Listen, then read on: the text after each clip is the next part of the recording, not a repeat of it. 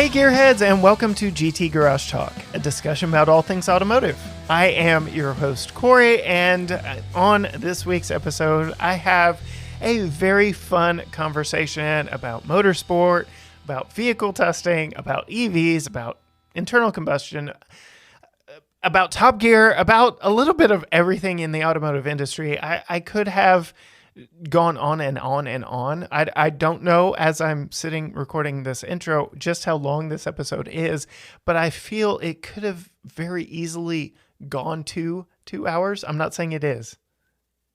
Putting that out there right now. I'm not saying this is a 2-hour episode, but I feel like a 2-hour episode could have been interesting all the way through. I had an absolute blast talking with this week's guest, Jake Thevis.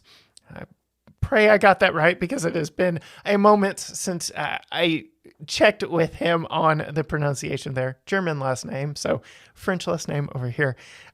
Respect living with a difficult to pronounce, at least looking at it on a piece of paper, last name. But so much fun talking to Jake this week. We talk, like I said, a little bit of motorsport in his company, Out Motorsports. We talk a little bit about car testing, a little bit of everything. We align on a whole lot of topics, and it, again, was just great talking. So without me just blabbering on in the intro all day long, I will just jump to the episode. And we welcome Jake onto the episode. Jake, how are you doing? Great. Glad to be here. Well, it is great to have you. I have been busy catching up on interviewing people from throughout the industry, from all different backgrounds, and very excited to sit down and talk with you today about where you come at the automotive industry. I know you test vehicles. You're in a fun one right now, but why don't you give our listeners kind of a scope of your angle on the automotive industry?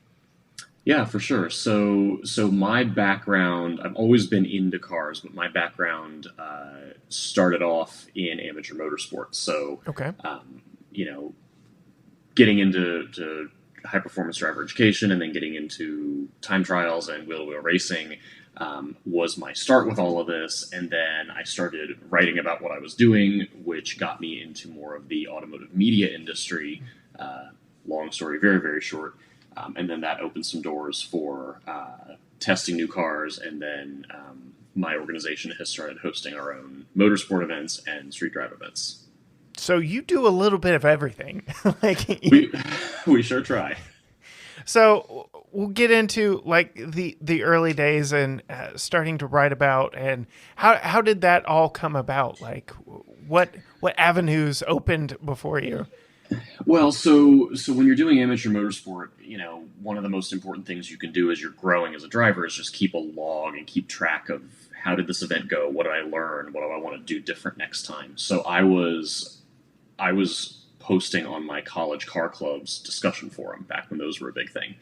And this all coincided with my coming out process. And some of the first people I came out to were my friends at NASA, at VIR, and Summit Point. So, long story long, ended up talking to a friend of mine who's also gay and into motorsports and was doing the same thing with SCCA up in New Jersey. And we said, hey, we should start a website just writing about what we're doing and maybe see if there's others like us who are having a good time doing it.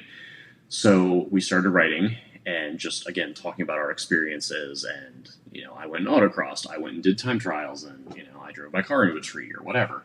And that then turned into me being invited to join our local automotive press association, and things just kind of snowballed from there. That is awesome. Very organic in nature, and just, again, following your passions, following stuff you enjoyed doing, and just being genuinely yourself in the process. And it blossomed and, like you said, snowballed from there. That's great. That's awesome. So you mentioned it, but you haven't dropped the name of it yet. Your organization is Out Motorsports. Okay. So our goal, we eventually transitioned from just being two guys writing about what they were doing to having more of a focus on getting more LGBTQ people meeting each other, doing car things, doing amateur motorsport. Okay. You know, our focus is to get people together to play with cars. So how has that side of your passion, amateur motorsport specifically, how has that changed and evolved as things snowballed for you? I mean, I've only gotten deeper down the rabbit hole Right. with that. I'm on my third track car, two of which have been full-on cage race cars. Okay. And, you know, like I said, we're starting to host our own events, not to compete with the NASAs and Grid Lifes of the world, but more to be a great way for people to get their feet wet and try some sort of motorsport without committing to a full weekend of beating up their car. Okay. So what kind of events, going deeper down that line of thought, what kind of events are y'all putting on? Like how often, how frequent, where? Well, the frequency is picking up because we're hearing from people, you know, a lot of these have been very East Coast focused, and people are messaging us from all over the country saying, hey, please come to my neck of the woods next. So 2023, I think, is going to be a big year with us going further west than the East Coast shoreline. Okay. But we're doing a mix of track events, and we call them track cross. So it's basically autocross format. So, you know, fastest from point A to point B, but on a portion of a real racetrack. Okay. So we do those for like a 2-day weekend sort of deal. And you can run almost anything with those. And we add in a sort of Top Gear style cheap car challenge. So Nice. we pick a theme every year. You can keep the car for all the events in the year. And we have seen some pretty fantastic, terrible cars show up. So we do those. We're hoping to do those elsewhere, you know, throughout the country as we grow next year. And then we also do just street drives. So we call them road rallies, but the whole point of those is more of a social thing, less competitive, and just to get people to show up. We'll, you know, make a drive route that's about 100 miles long on some really good, you know, windy roads wherever we are. And again, point A to point B. And then there's usually like a group dinner and, you know, some socializing. And we try to get a hotel block so people can, you know, spend the night and hang out all night and not worry about how they're getting home. Nice. So I have to dig in a little bit deeper because I host an annual event called the Unlikely Heroes Car Show, where we focus on all the vehicles that would normally never, ever make it into a car show, like held together by duct tape, chewing gum, whatever the case may be. So leads me to say, what kind of crazy vehicles have you seen show up to some of your event? Well, so last year, you'll like this one. Last year's theme was orphaned makes and models. So things that are not on sale currently. We had a lot of goofy stuff show up for that one. You know, Mercuries and Pontiacs and Saturns and, you know, that's. You're hurting my heart right now just listening to some of those brands, by the way. Yeah, so that one was really fun. The events this year, we're doing 2 track events this year, same theme for both, and it's family haulers. So the unsung heroes that should never be on a racetrack were Pontiac Aztec has got to be in there somewhere, right? Yeah, but these were just cars that were around when we were younger, and Right. no one preserved them, no one cared about them. They're not really performance cars. Let's drive them as hard as we can. So we've had the best one that showed up, which will not be coming back in October because it was too far gone to save. But a friend of mine showed up with a $200 Chrysler Town and Country painted in house paint. Wow. Nice. And we have photos of it going through a turn at the apex, and the front and rear of it look like they're twisting different directions. So, but it's a mix of like those, and, you know, we had like 3 Mercedes station wagons. We had a Mercedes S-Class with an oil pump held together by a Chinese food takeout container in JB Weld. Creative. Cruiser, like that sort of, you know, very terrible cars. Seems like you give Hoopty Cross a good run for their money with that event. Sounds like a sight to behold for sure.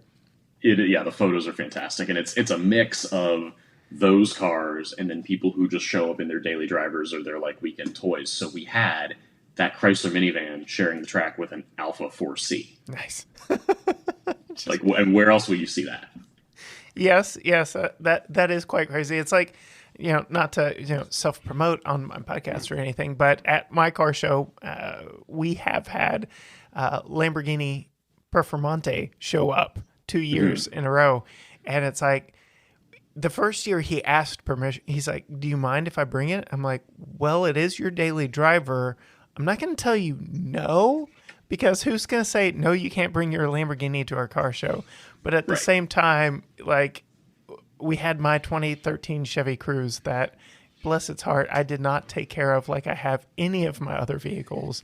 Among, several others that had over 100,000 miles on them. So just a great, interesting event. Again, celebrating motorsport, celebrating for y'all, celebrating just the love of vehicles for us. Right. I love that. That is awesome. It's so fun, and half of the adventure is the story leading up to the event and people finding something, and I think this is the one, and we're gonna bring it. And I've two friends who showed up in a 1995 Jaguar XJ6, and they were determined to find an XJ. And remarkably, it's in mechanically very good shape. The clear coat on it is completely baked, but otherwise it's okay. But they were determined to show up in a Jag. They did, and they did the full, like one of them dressed as a mechanic and one dressed as like the professor in the tweed coat, and they leaned into the Top Gear thing of, borrowing everyone's oil paintings and silverware. And like people go really deep into the themes of this too, which makes it really fun. Plus you're in a Jag. I can't do it like Jeremy Clarkson, but yeah. It's a Jag. I can't do it. I'm going to stop. But yeah, that is great. Sounds like something to behold for sure. So in addition to all of that, you're also testing vehicles. You and I were talking just a little bit before hitting the record button. You're currently driving a Polestar 2 EV. I am. Mm-hmm. How are you liking that? I had a little bit of time in one myself and was blown away more so at the price point than anything else. Yeah, this is the second one I've had.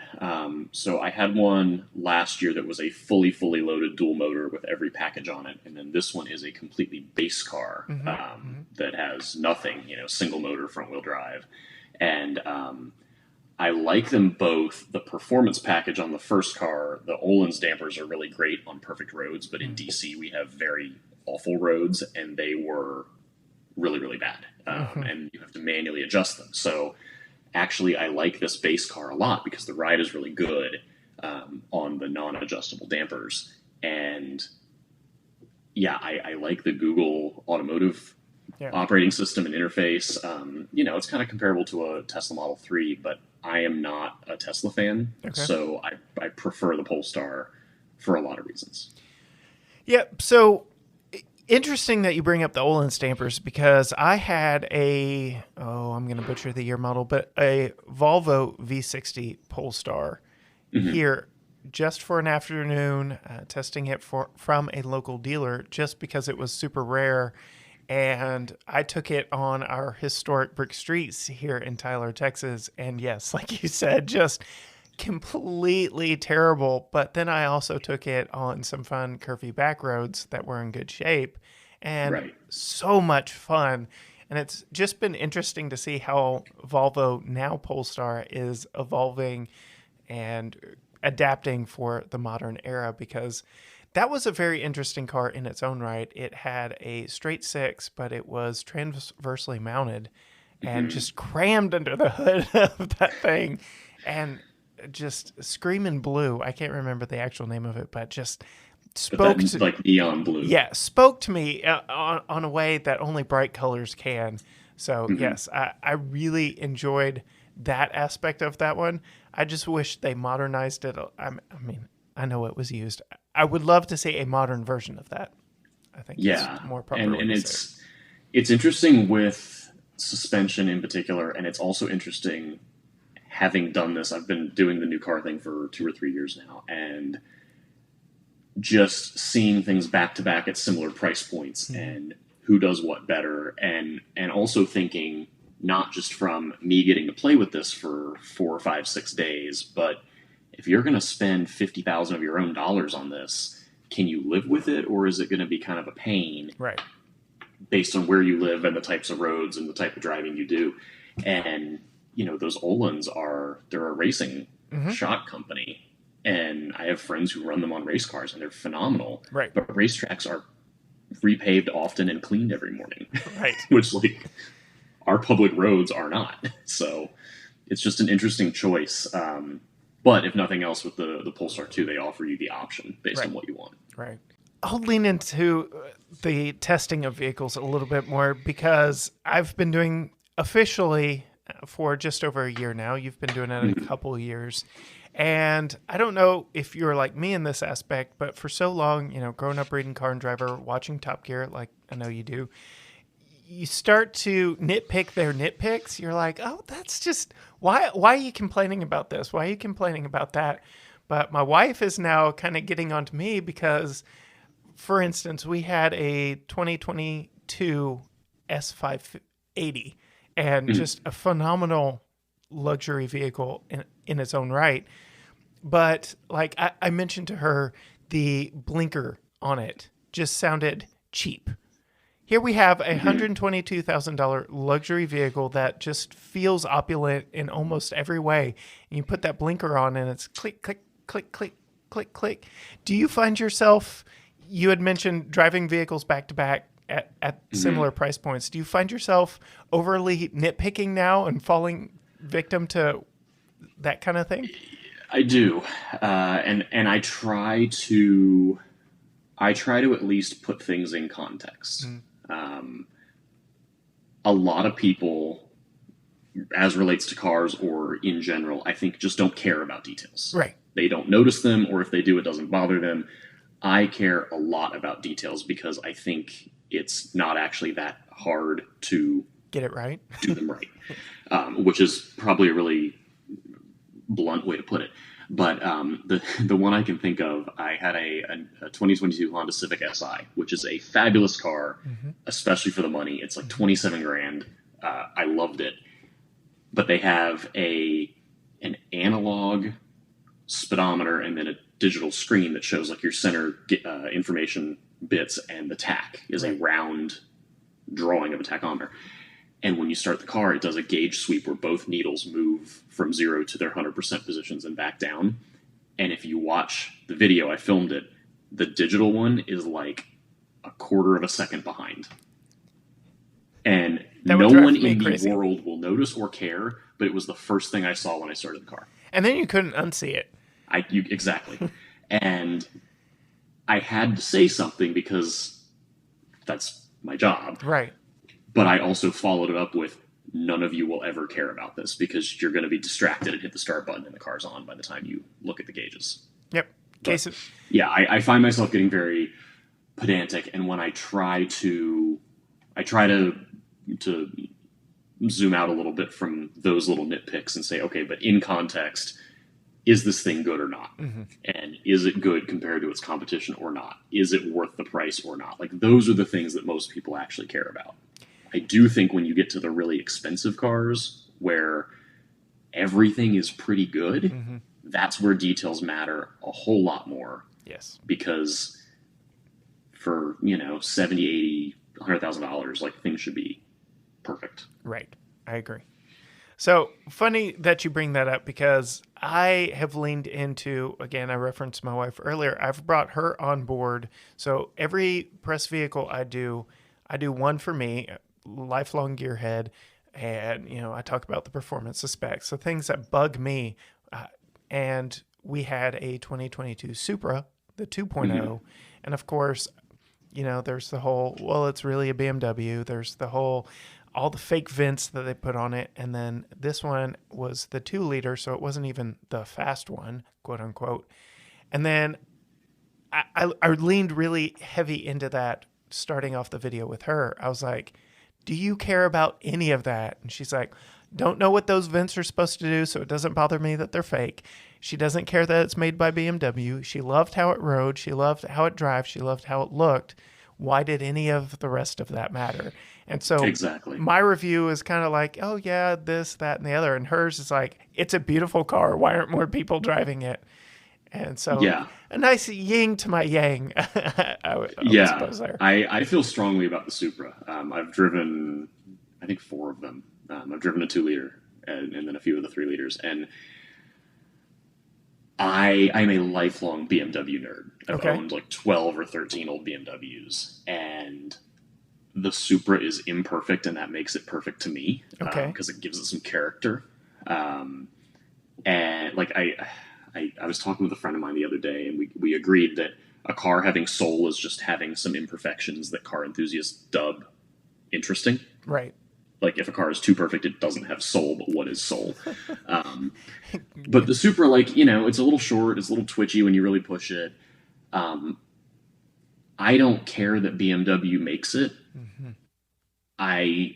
I do care a little that the Toyota badge is a BMW part number, like it's their flagship car, and like, yeah, whatever. It's more BMW than Toyota, but the option was either for it to exist this way or to not exist at all. So I'm glad it's here, and like that's the context that I think a lot of enthusiasts don't understand, and it's one of those.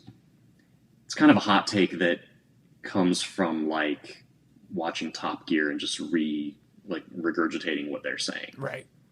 Which frustrates me.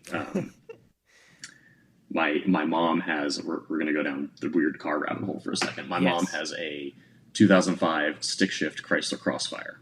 Interesting. And okay. It is. Hers is a convertible, not the hardtop. But Jeremy Clarkson famously said that the hardtop Crossfire looked like a dog doing its business, squatting. And if you talk to 80% of enthusiasts, they will regurgitate that line and have no other insight about the car. And they think they're very clever. And that drives me nuts because the car is not actually very good. The first gen SLK was not like a driver's car. Right. But at this point, 15 years removed from those being sold new, they were kind of a sales flop. And they're tremendously interesting. They come from a really fascinating time in automotive history, and it's like driving a concept car around. Yep.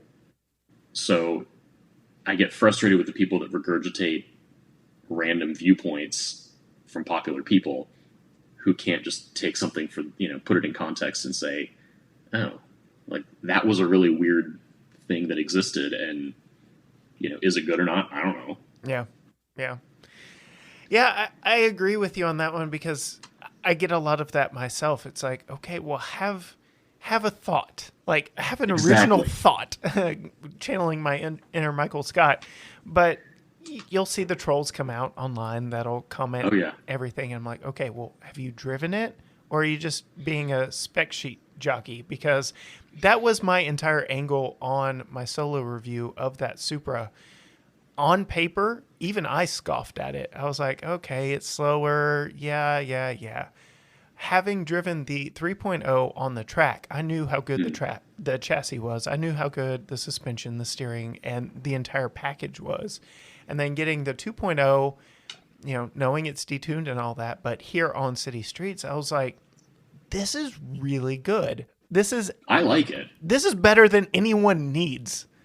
Yeah. And that's the thing. The 2-liter, I think, turns better because there's less weight on the nose of it. And I have one friend with a 3-liter Supra that is tuned. Okay. Onto like beyond, like bigger turbo, different tune, whatever. And every time I see him, he's let me drive it once, and I think the factory 3-liter Supra is astonishingly fast. Yes.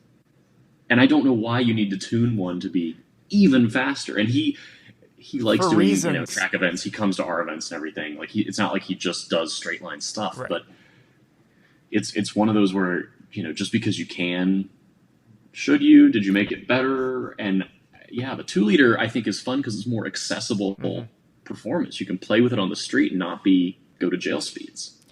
Kind of that James May philosophy of vehicles are more fun at their limits.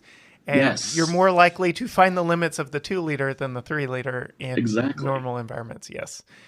I would say, and I keep bringing up my poor old car, but that's why my little Chevy Cruze is so much fun. It is a 6-speed manual for a little 1.4-liter eco-tuned 4-liter, but again, that James May principle of being fun at the margins, at the limits. Squealing the Right. tires is fun no matter what you're in. Like, Right. puts a smile And on it's your more face. fun. I mean, everyone got all bent out of shape going back to the Civic Si. Oh, the new one has 5 less horsepower than the old one. And like, Being it a- doesn't matter. That's being a spec Because sheet jockey. it's being yeah, and the reason I said this in my video, I've gotten very good at being exasperated in front of a camera with no other humans around. It was like, you shouldn't care about the missing 5 horsepower because if you actually read the press release, they lighten the flywheel by 26%. It revs way faster. They improve the steering. Like, they made it a better car. Who cares about 5 horsepower? Well, Honda apparently saw all of that, and even though they haven't given us numbers on the Type R yet, they're like, it'll be more powerful, trust us. Like, Right. it will be more powerful. So we're not repeating that mistake. Exactly.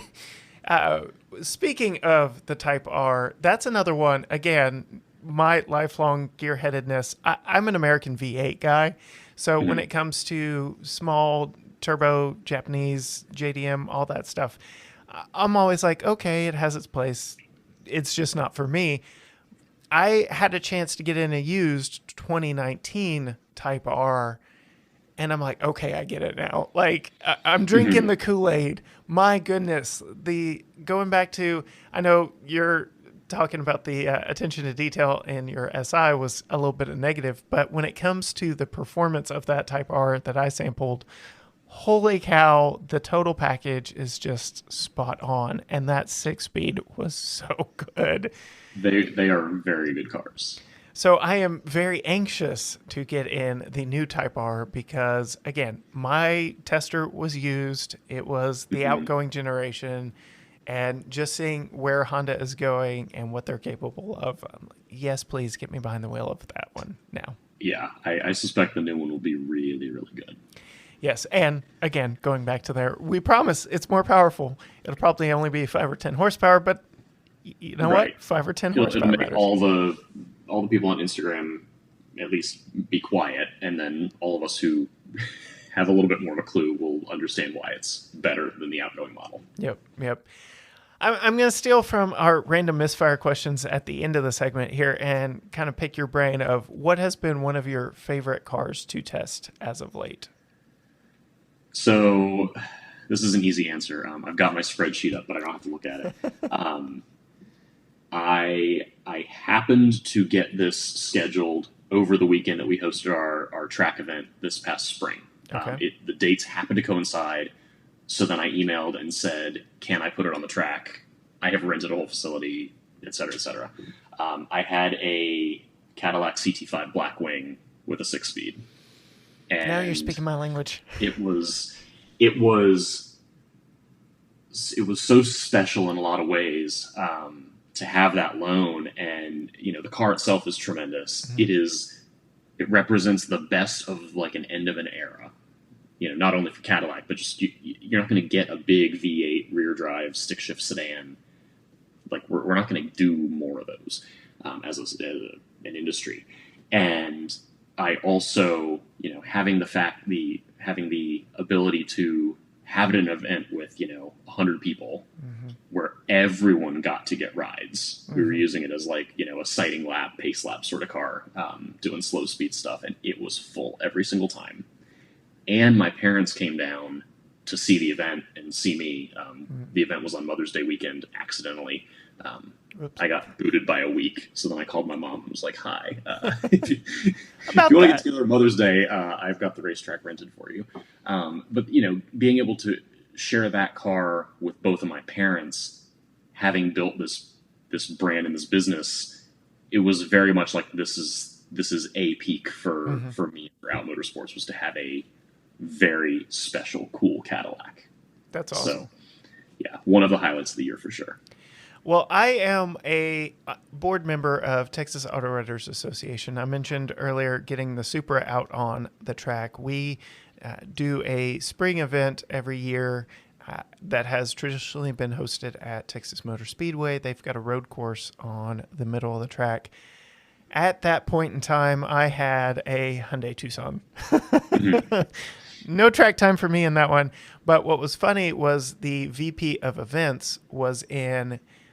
He was actually on his transition day, so his first day out there, he was in a Ford Explorer XLT, and of course we had to go out and put cones out and stuff to make sure people weren't idiots on the track. Gotta love it.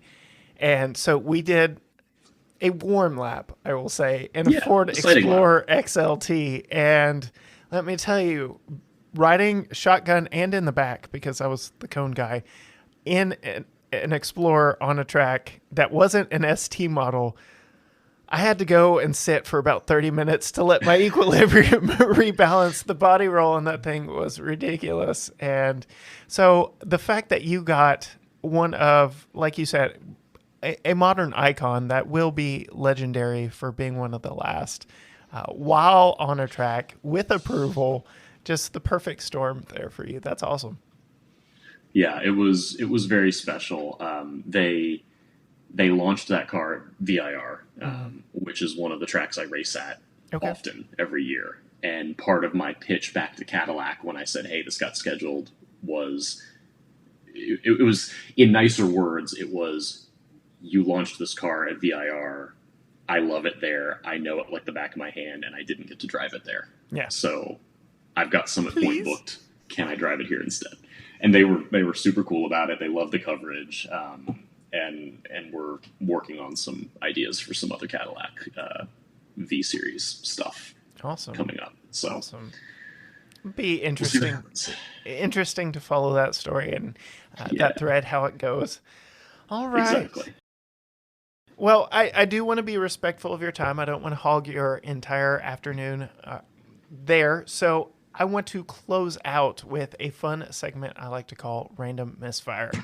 And I've got a long list of like 20 questions. I will pick my 8 favorite or the ones I feel are most applicable after talking with you here for a half hour so far.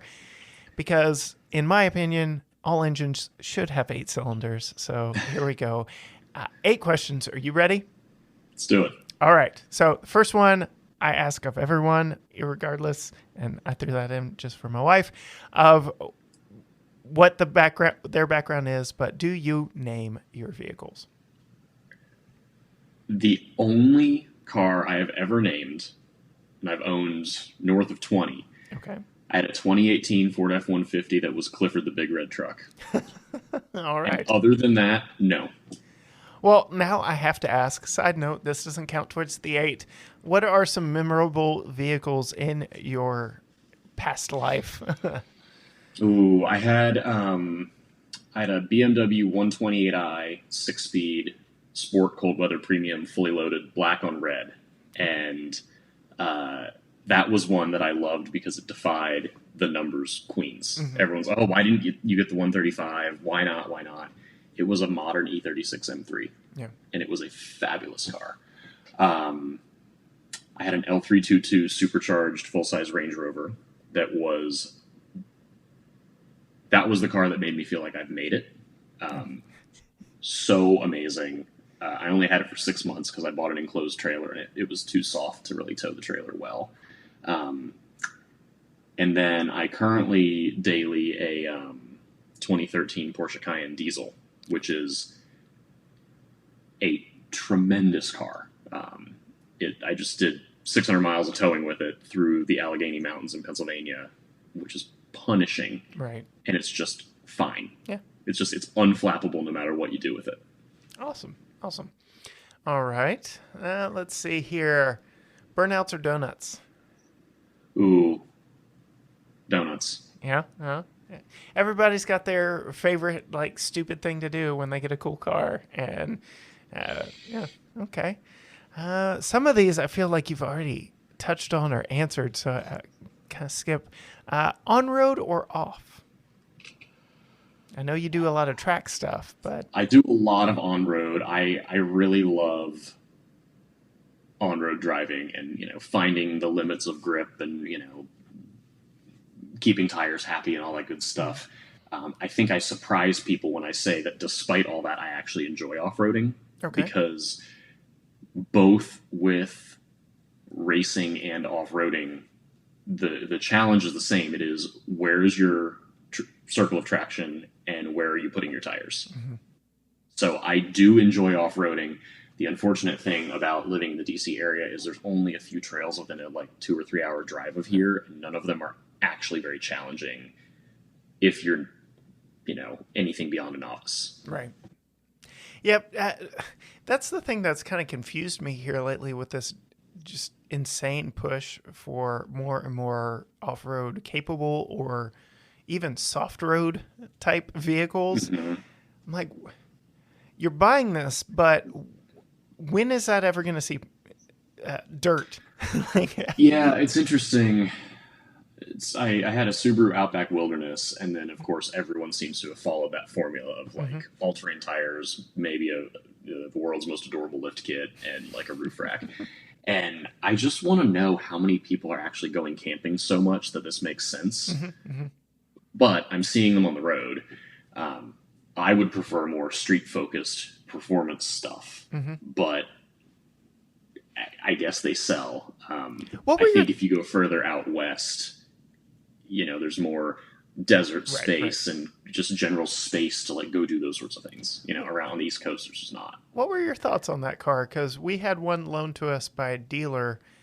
We've got an off-road park within an hour that we were helping with a commercial shoot, and we did some high-speed stuff in it off-road, and I would buy one.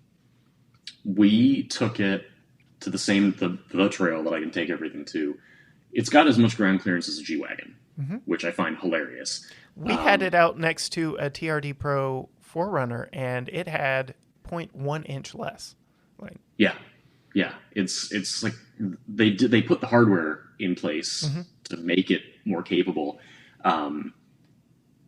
It did fine on this trail. The X Mode software is great. I have video of it three-wheeling to get through stuff a foot in the air, and it's just fine. We've Didn't got care. video of it two-wheeling opposite corners. Amazing. Yeah. Yeah, they did a nice job with it. Okay. Yeah, I had to ask just because, again, we did some faster stuff in our video, mostly because for that faster stuff, we weren't necessarily the ones driving it. It was our film crew doing it for the commercial, and it was just unused footage. But people have commented that we're the only ones that have done that on YouTube. And I'm like, well, here you go. Have fun. Right. So when we got the Forester, which I did not like as much, I was like, okay, how do I get that magic in a bottle again of just the perfect storm of all that? But all right. Well, I have to ask this question. I just added it today because before I jumped on the call with you, kind of peek under the curtain of when we're recording this, Chevrolet announced the 2023 Colorado, and long story short for me, so much want right here. But kind of leads me into, I live in Texas, and full-size pickups are the family vehicle of Texas. But what is your preference, especially living in the Metro DC area? Mid-size or full-size? What's more fun to you? Because there's a war going on in both size classes. There really is. So I have owned 3 half-ton trucks. Okay. It is because with the race car trailer, it's a 20-foot enclosed box trailer. It's aluminum, so it's not actually very heavy compared to a steel trailer. Any half-ton will pull it. So I've had 2 F-150s and a Ram. I sold the Ram last summer because I got $5,000 more than I paid for it. That's always a win. Because the market is crazy. And I just always thought the Cayenne would be a cool thing to have, and everyone said they towed, they punch up for how small they are. Most of those mid-sized trucks would not really work for me. The new Colorado, I think, might. And I have a very strong set of positive feelings for the Jeep Gladiator. Okay. Because it has so much personality. Again, imperfection as to soul. I love the Gladiator. My whole thing is that parking is a challenge.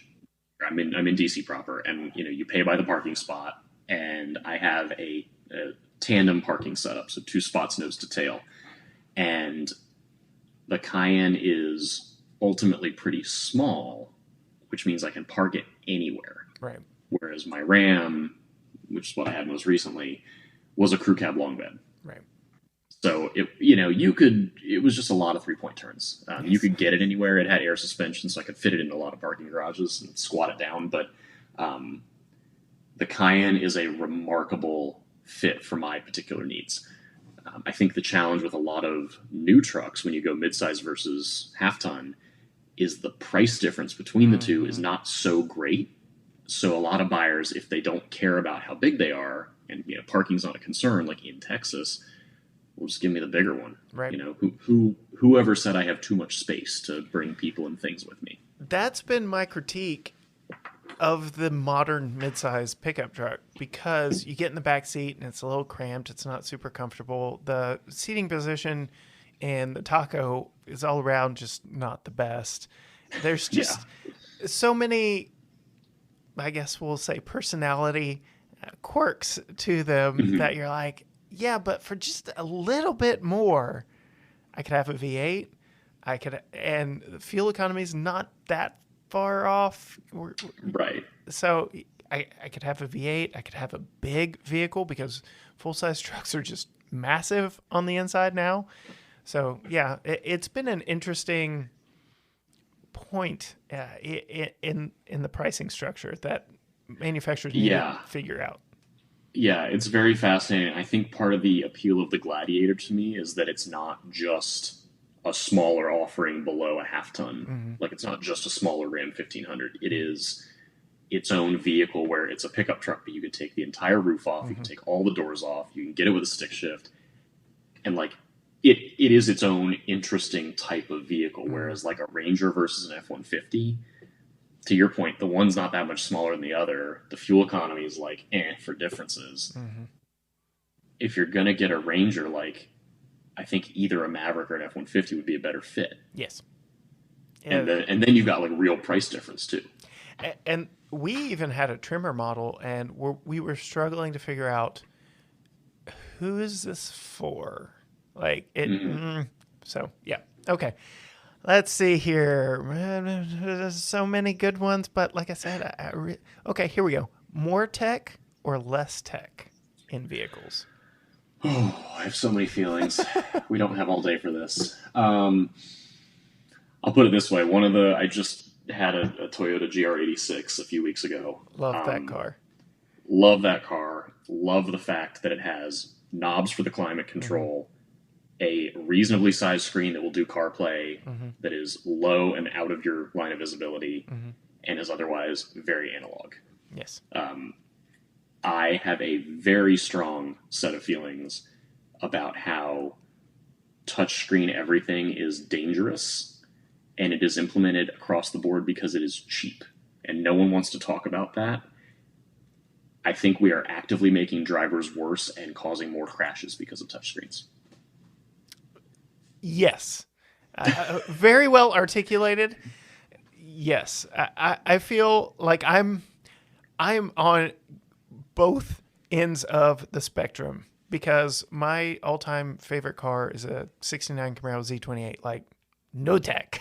None. Right. And I prefer it that way. Like, just good old classic American muscle. Yes. Fix it with a hammer. Jeremy Clarkson approach. Whereas I'm also a tech nerd. I've got Apple everything. I'm drinking the Apple Kool-Aid, and I'm like, oh, but that's really cool. And that's really cool. And, Ford's got Blue Cruise, and GM's got, oh gosh, what do they call it now? Super Cruise. Yes, Super Cruise. And it's just all this cool stuff that the tech nerd inside of me grabs a hold of. And I'm like, yes, I want to test this out and see what it does. And then on top of that, you've got Apple saying, well, CarPlay this fall can control everything. And I'm like, right. We'll see how that goes. Yeah. It's interesting. I'm with you on like Super Cruise and Blue Cruise. I think where I get irritated by tech is when it's implemented for the sake of innovation and not because it actually adds value. Like, I have a real problem with Tesla's full self-driving. It's just level 2 driver assistance. I I think Super Cruise and Blue Cruise are really smart implementations of a similar idea, Right. but with pre-mapped highways so the car knows where you are. Right. So you add redundancy, it's thought through, it's properly tested, and it actually can be helpful versus ultimately being more of a distraction where it lets you relax and then snaps you back to reality because it can't do as much as it promises it can. And I've said it before. I feel so Ford and GM are doing very well with their autonomous air quote cruise control. I think the brand that isn't currently, but is the closest and could probably flip the switch today is the Hyundai family of brands. I was hoping you would say that. Their everything driver assistance tech is so good all the way through that like I don't find it annoying, intrusive. It just works for me. And I feel like it is just a lawyer somewhere holding them back because I feel like they really could flip a switch and be there with GM and Ford. Agreed. Yeah. I think they're probably playing it a little conservative, but what they have now, I think, is some of the best in the industry for non-mapped road driver assistance. Yep. All right. That takes us very nicely into new or classic. Ooh. I'll let you know where I stand. Both, but Yeah, it's interesting.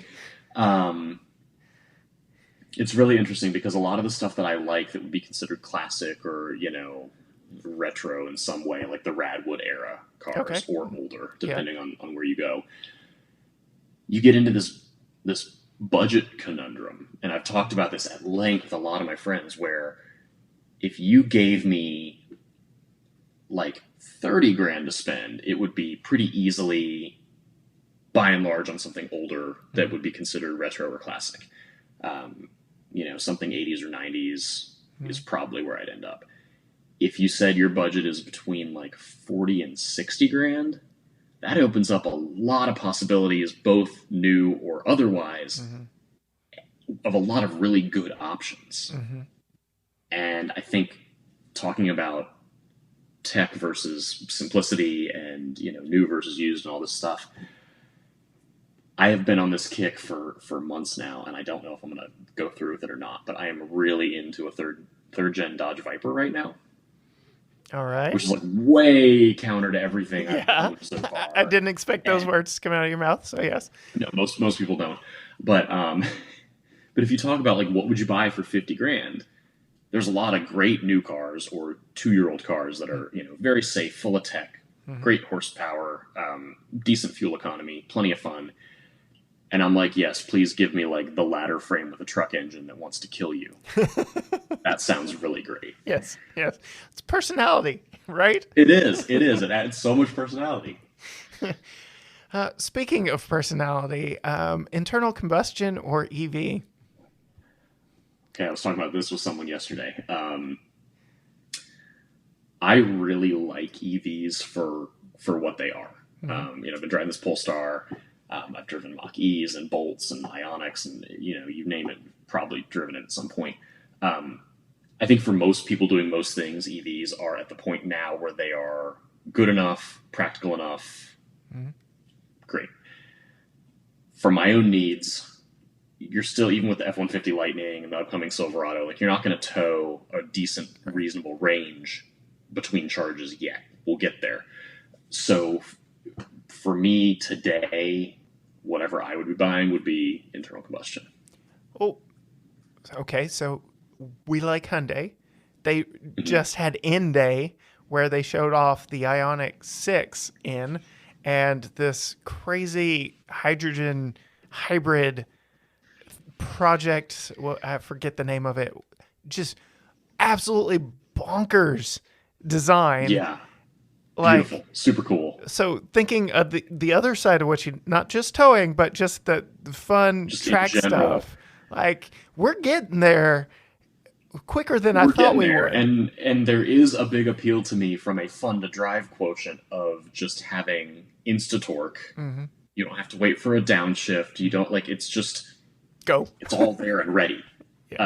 What still I'm still waiting on, which I don't know how well this is going to ever evolve, but I really have a hard time with the curb weight of everything. Mm. So yeah, it can be powerful, but I'm not, like we talked earlier, I'm not one of those power as the end all be all spec. Mm-hmm. I'd rather be light and nimble and tossable, and I wouldn't say any EV is tossable right now. So I would agree. Hyundai's got these beautiful concepts. Yeah, like that would be super cool. I think it would be pretty and fun in a certain sense. I don't know if it gets me like emotionally wound up and excited because I can probably guess how it's going to drive. Yeah. And that is a whole other existential question that we don't have time for answering, is like, how do you add personality? How do you make all these EVs? The more EVs we have as the market grows, how do you make them drive differently and behave differently from one to the next? And there are ways to do it, but I think it's just a whole different approach versus you've got different, firing order and exhaust note and starter sound, like all these little things with a combustion car that add up to give it a certain feeling when you get in and turn it on. Yeah. We're not doing that with EVs right now. And I think maybe we can, but I don't know what that looks like. Yeah, it seems like we're playing with walk-up lighting and lighting and more lighting when it comes to EVs. It's and like animations on the screen, and that only does so much. Yes. All right, shifting gears just a little bit, a little more personal here. Picture yourself, you've got a road trip coming up, going out to a track or something, going to be on the road for a long time. What playlist, what genre, what are you putting on CarPlay? Ooh, it's a mix. I can answer this because I just did 350 miles each way to pit race. It's a mix of modern, like top 40, like Lizzo's new album just came out and is very like pump you up. Mm-hmm. So it's a mix of that sort of stuff and like 80s and 90s, pop and rock. And I have like a really big thing for kind of terrible pop country, all the way back to like 80s and 90s to present. Like I think the nickname is like stadium country, like the stuff that follows the formula. And then there's the more classic country that is actually good. I enjoy all of that. And then you'll occasionally catch me with like show tunes. Okay. Very eclectic. I would say I would agree with you on all those points. Probably a little less on the terrible country, more so on the actual country, because again... You have to be in the mood for the terrible country. Yes. Today, let's see, on my run, I did early 2000s pop, but I've got an 80s playlist that just gets me down the road like none other. So yeah, I'm all over the board. 80s is good for like pumping you up. Yep. Well, thank you so much for those questions. If you've got time, I'll hang on to you on the line just for a little bit longer for our Patreon subscribers. I've got 2 more.